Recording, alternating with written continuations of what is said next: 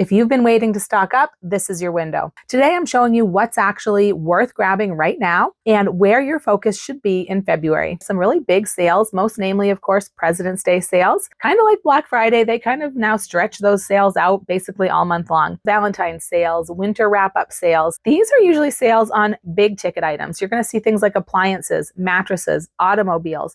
But as a prepper, look for discounts on big ticket prepper items. Generators, power stations, battery powered tools. Home Depot and Lowe's have sales going on right now on things like this, as well as places like Tractor Supply. There's also some big February sales from online stores that are more specialized. Since we're talking about big ticket items, by late February, some people might start getting tax returns. That can be a good time to take care of some preparedness issues.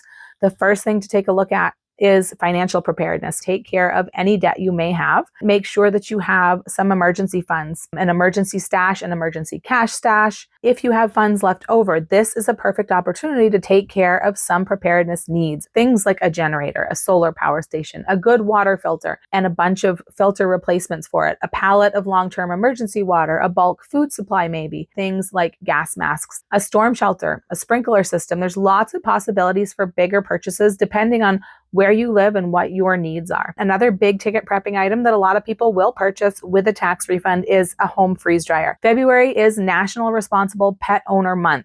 And what's more responsible than making sure that you've prepared for your pet's needs as well as your own? Very simply, it's a good idea to store extra food and water for your pets, as well as keeping a focused first aid and medical kit for them, and having evacuation needs and plans in place for your animals. One more little February special, freeze-dried food, because there have been some really big things happening in the industry. Next up is seeds. We do need to store food, but we also need a backup plan in case something happens to that food stash or it runs out. There's a couple of food-related months that happen in February. One is National Hot Breakfast Month.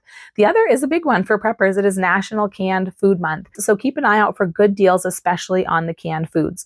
As the month wears on, of course, look for post-Valentine clearance candy for snacks or for baking. Then as we get towards the end of February, and it may not be until early March, depending on where you live, keep an eye out for St. Patty's Day sales in the grocery stores. And there's some really good deals for that holiday on some grocery items, namely, of course, corned beef brisket. One more grocery item to keep an eye on this month is butter.